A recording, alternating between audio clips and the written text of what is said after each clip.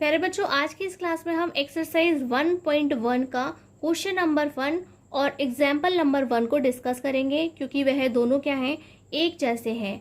निम्नलिखित संख्याओं का HCF ज्ञात करने के लिए यूक्लिड विभाजन एल्गोरिथम का प्रयोग कीजिए। Use Euclid's division algorithm to find the HCF of this this this and this. यानी कि यहाँ पर 4 क्वेश्चन है, 3 क्वेश्चन हमारे एक्सरसाइज से हैं और 1 एक हमारा एग्जाम्पल है। तो प्यारे बच्चों, आज की इस क्लास में हम यहाँ पर आपको फर्स्ट और ये एग्जाम्पल नंबर फर्स्ट दोनों ही क्वेश्चन सॉल्व करना सिखाएंगे, क्योंकि यह सबसे छोटा क्वेश्चन है और स्टार्ट हमेशा छोटे क्वेश्चन से करनी चाहिए। और एक बड़ा क्वेश्चन जो हम आपको कराएंगे और आपको इन 4 क्वेश्चंस को ही करना है। तो आप अपना पेन कॉपी लेकर के तैयार हो जाइए प्यारे बच्चों। तो सबसे पहले आपको देखना है कि हमें ये किस तरीके से सॉल्व करना है। तो प्यारे बच्चों, ये जो है हमारे पास 2 डिजिट्स हैं, 135 एंड 225। क्या है, 135 और 225 है, जहां हमें इनका HCF फाइंड करना है। HCF क्या होता है, हाईएस्ट कॉमन फैक्टर, यानी कि हमें वो डिजिट बतानी है जिससे ये दोनों ही डिवाइड हो जाएंगे। ठीक है, वह सबसे बड़ी डिजिट जिससे ये दोनों ही जो नंबर्स हैं वह डिवाइड हो जाते हैं, जिनसे हम इन्हें सॉल्व कर सकते हैं। तो प्यारे बच्चों, आपको पहले इसे रफली काम स्टार्ट करना है। तो प्यारे बच्चों, हमें इसे क्या करना है, यहाँ पर इस तरीके से साइड में हम इसे सॉल्व करेंगे। जो भी छोटी डिजिट होगी उससे हमें इसे डिवाइड करना है। यानी कि 135 का हम टेबल पढ़ेंगे 225 के लिए। क्या करेंगे, 135 का हम टेबल पढ़ेंगे 225 के लिए। तो सबसे पहले कितनी बार जाएगा, 1 टाइम जाएगा, यानी कि है 135 लिखा जाएगा। देन जब हम इसे डिवाइड करेंगे तो यहाँ पे क्या बचता है, 90 बचता है। जब यहाँ पे 90 रिमाइंडर हमें बच जाएगा तो प्यारे बच्चों अगेन हमें ये जो हमारी नंबर था उसे वापस से लिखना है। क्या करना है, अगेन हमें 135 लिखना है और फिर हमें उसे डिवाइड करना है। तो ये फिर 1 टाइम जाता है, इस तरीके से लिखेंगे।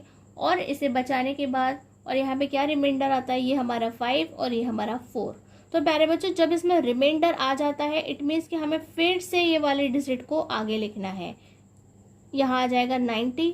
और प्यारे बच्चों, जब हम 45 की टेबल 90 के लिए पढ़ते हैं तो पूरे 2 टाइम्स जाती है। कितने टाइम्स, 2 टाइम्स। और जो हमारा रिमाइंडर है वह क्या आ जाता है, 0।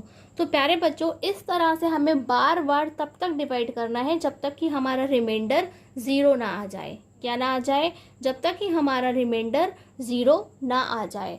तो प्यारे बच्चों, आपको ये इस क्वेश्चन को सॉल्व करते समय यहाँ से ही लिखना स्टार्ट करना है, लेकिन हम इसके सारे स्टेप्स एक ही साथ आपको यहाँ से समझाते हुए कवर करना चाहते हैं, इसलिए हमने इसे पहले साइड में सॉल्व किया है।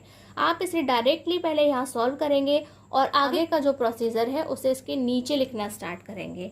तो प्यारे बच्चों, जब आप इसे यहाँ से यहाँ तक सॉल्व कर लेते हैं, और प्यारे बच्चों याद कीजिए कि आप ऑलरेडी इसे अपनी 4th क्लास में पढ़ना सीख चुके हैं। ये क्या है, क्लास 4th का एक टॉपिक है जहाँ पर इस तरीके से आपने डिवाइड करके HCF को फाइंड करना सीखा था। लेकिन क्योंकि आप अब इसे 10th क्लास में पढ़ रहे हैं, इट मीन्स कि आपको थोड़ा और नया काम सीखना है, इसे थोड़ा आगे के लेवल पे सीखना है। तो यहाँ पे हमें क्या करना है, तो आपको यहाँ कहेंगे कि हमें अपनी जो हमारा यूक्लिड्स डिवीजन लेमा है, उसी को हम यूक्लिड्स डिवीजन एल्गोरिथम कहते हैं, उसे हमें यहाँ पे अप्लाई करके दिखाना है। तो आप क्या लिखेंगे, आप लिखेंगे यहाँ पे by applying Euclid's division lemma, और हिंदी में कहेंगे यूक्लिड विभाजन प्रमेयिका का प्रयोग करने पर। तो प्यारे बच्चों, हमें यहाँ पे स्टेप्स की फॉर्म में लिखना है, यानी कि हमारा जो फर्स्ट स्टेप है वह क्या होने वाला है। तो यहाँ पे आप देखेंगे कि आपने सबसे पहले 225 के लिए लिखना था। क्या करना है, जो हमारी प्रमेयिका है वह क्या है, A is equal to BQ plus R। क्या है हमारी प्रमेयिका, इसकी फॉर्म में हमें से लिखना है। तो A यहाँ पे क्या है, 225, क्या है 225, और B क्या है 135, Q क्या है 1 टाइम हमने इसे पढ़ा था, और R क्या है जो हमें रिमाइंडर मिला यहाँ पे, यानी कि जो बचा वह क्या है 90। इस तरीके से आपको लिखना है। और प्यारे बच्चों, स्टेप 2 में आपको क्या लिखना है, जब हमने इसे दोबारा से करना स्टार्ट किया, यानी कि यहाँ से फिर से एक बार इस प्रोसीजर को स्टार्ट किया, तो यहाँ पे 135 क्या है, ए की वैल्यू है और बी की वैल्यू क्या है 90, क्योंकि उसका टेबल हमने पढ़ा। और कितने टाइम्स पढ़ा, 1 टाइम्स पढ़ा, एक बार पढ़ा। और क्या बचा वहाँ पे 45, यानी कि आर की वैल्यू क्या हो गई 45। इसी तरह से हमें थर्ड स्टेप भी लिखना है। स्टेप्स कितने होंगे वह डिसाइड करेगा कि क्वेश्चन कितनी देर में पूरा सॉल्व हो जाता है, यानी कि वहाँ पे जो रिमाइंडर है आर की जो वैल्यू है वहाँ पर 0 आ जाती है। जितने बार यूज़ करने पर वह 0 आ जाएगी, ठीक उतने ही स्टेप हमें लिखने होते हैं। तो ये क्या है, स्टेप 3 में हम क्या लिखेंगे 90, क्या लिखेंगे 90 लिखेंगे। और टेबल हमने किसकी पढ़ी है 45 की, यानी कि हमें बी की जगह 45 लिखना है, क्यू की जगह 2 लिखना है, क्योंकि 2 टाइम्स हमने टेबल को पढ़ा है। और प्यारे बच्चों रिमाइंडर यहाँ पे क्या है 0 आया है। क्या आया है, रिमाइंडर जो है वह 0 आया है। तो प्यारे बच्चों आपको कैसे पता चलेगा कि HCF की वैल्यू क्या है, तो यहाँ पर जो HCF की वैल्यू है, जो लास्ट टाइम हमने टेबल पढ़ा था वही हमारा HCF है। तो लास्ट टाइम हमने कौन सा टेबल पढ़ा था 45 पढ़ा था, यानी कि हमारे HCF की वैल्यू क्या है 45। इट मीन्स 45 एक ऐसा नंबर है जिससे हम 135 और 225 को डिवाइड कर सकते हैं। एक ही बार डिवाइड करना पड़ेगा, देन उसके बाद वह डिवाइड नहीं होगा। ठीक है, तो ये क्या है 45 एक ऐसा नंबर है जो 135 और 225 दोनों को डिवाइड करता है। इसलिए प्यारे बच्चों लास्ट लाइन आपको क्या लिखनी है, so the HCF of 135 and 225 is 45। और हिंदी मीडियम लिखेंगे, अतः 135 और 225 का HCF 45 है।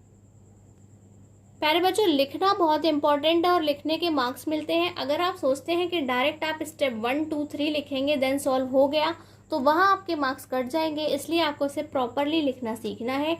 सबसे पहले इस तरीके से आप इसे डिवाइड करेंगे, डिवाइड करने के बाद आप इन्हें पूरा स्टेप बाय स्टेप लिखेंगे। हमने एक ही साथ आपको पूरा समझाने के लिए इस तरीके से लिखा है, लेकिन आपको पहले इसे सॉल्व करना है, देन नीचे आपको ये पूरे स्टेप्स को लिख करके कंप्लीट करना है।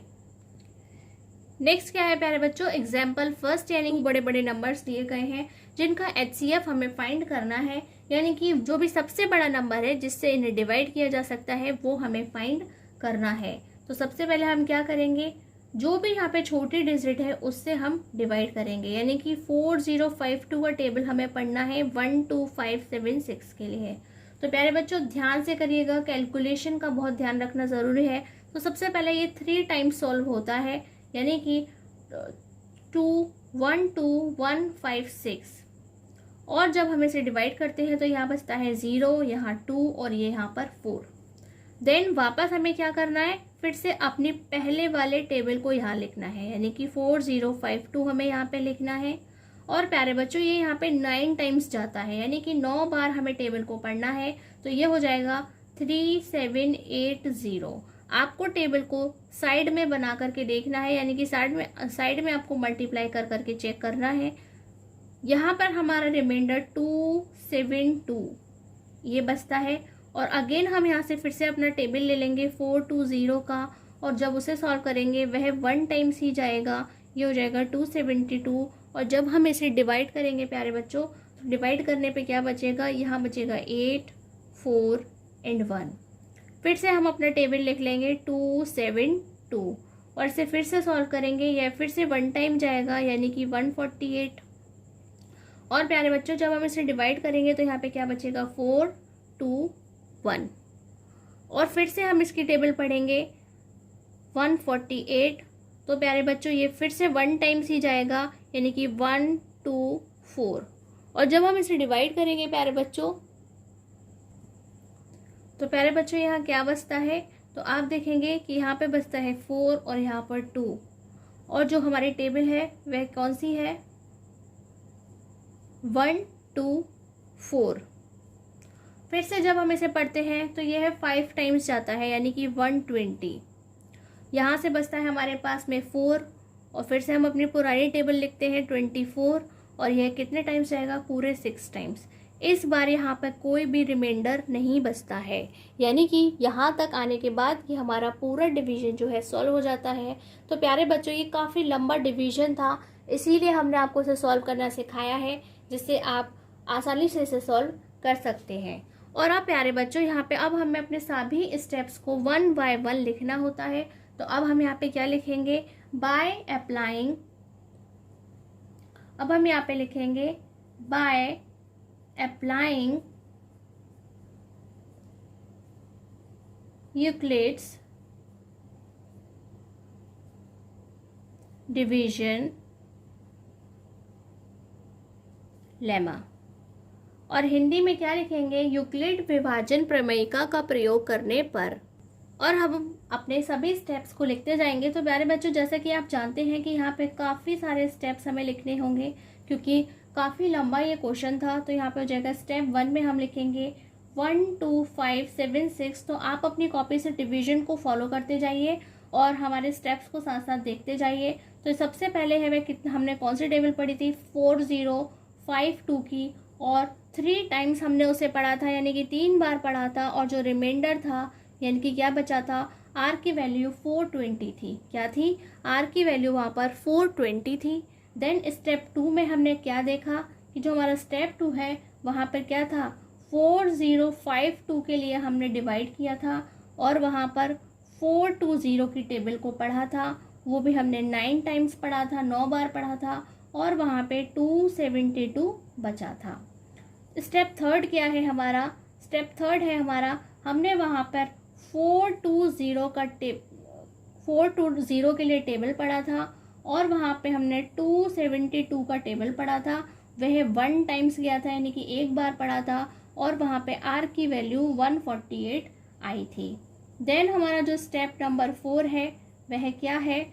वहाँ पर हमने 272 लिया था और हमने उसके लिए 148 के टेबल को 1 टाइम्स पढ़ा था और वहाँ पे 124 रिमाइंडर आया था, यानी कि आर की वैल्यू आई थी।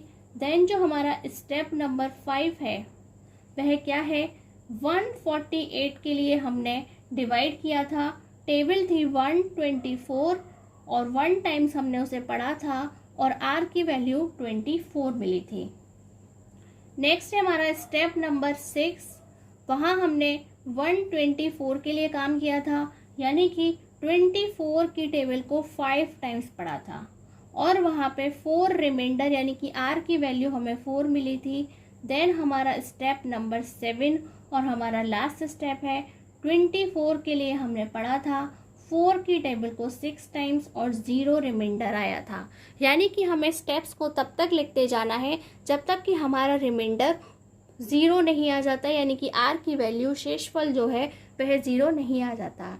और प्यारे बच्चों, आपने क्या देखा कि लास्ट टाइम हमने कौन सी टेबल पढ़ी? लास्ट टाइम हमने 4 की टेबल पढ़ी थी, यानी कि जो हमारा HCF है वह कितना आएगा? हाईएस्ट कॉमन फैक्टर क्या आएगा? 4 आएगा। तो हमें वहाँ पे क्या लिख देना है? So the HCF of 4052 and 12576 is 4। Hindi में लिखेंगे अतः